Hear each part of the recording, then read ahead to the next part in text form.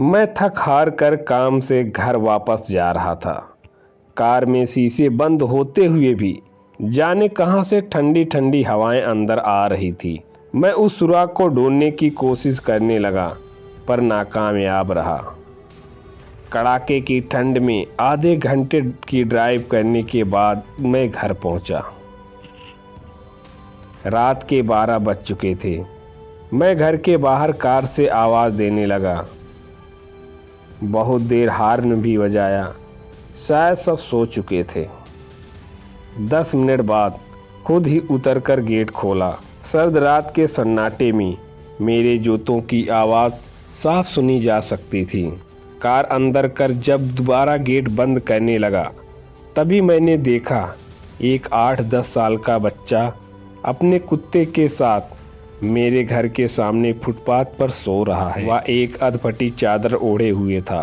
उसको देखकर मैंने उसकी ठंड महसूस करने की कोशिश की तो एकदम सकपका गया। मैंने मोंटे कार्लो की महंगी जैकेट पहनी हुई थी, फिर भी मैं ठंड को कोस रहा था।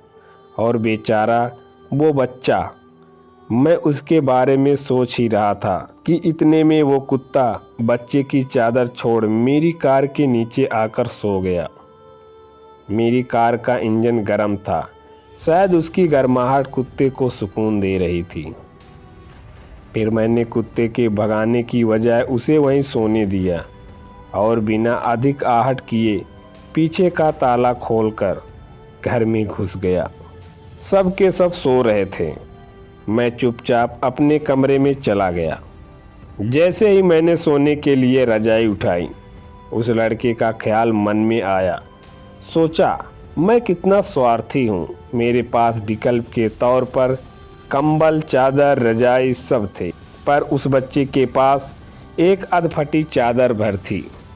फिर भी वो बच्चा उस अधफटी चादर को कुत्ते के साथ बांटकर सो रहा था और मुझे घर में फालतू कपड़े, कंबल और चादर भी किसी को देना गवारा नहीं था। यही सोचते सोचते ना जाने कब मेरी आंख लग गई। अगले दिन सुबह उठा तो देखा घर के बाहर भीड़ लगी हुई थी। बाहर निकला तो किसी को बोलते सुना, अरे वो चाय बेचने वाला सोनू कल रात ठंड से मर गया। मेरी पलकें कांपी और एक आंसू की बूंद मेरी आंख से छलक गई। उस बच्चे की मौत से किसी को कोई फर्क नहीं पड़ा, बस वो कुत्ता अपने नन्हे दोस्त के बगल में गुमसुम बैठा था, मानो उसे उठाने की कोशिश कर रहा हो। दोस्तों, ये कहानी सिर्फ एक कहानी नहीं, ये आज के इंसान की सच्चाई है। मानव से अगर मानवता चली जाए तो वो मानव नहीं रहता, दानव बन जाता है। और शायद हम में से ज़्यादातर लोग दानव बन चुके हैं। हम अपने लिए पैदा होते हैं, अपने लिए जीते हैं और अपने लिए ही मर जाते हैं। ये भी कोई जीना हुआ? चलिए एक बार फिर से मानव बनने का प्रयास करते हैं। चलिए अपने घरों में बेकार पड़े कपड़े ज़रूरतमंदों को देते हैं। चलिए कुछ गरीबों को खाना खिलाते हैं। चलिए किसी गरीब बच्चे को पढ़ाने का संकल्प लेते हैं। चलिए एक बार फिर से मानव बन जाते हैं।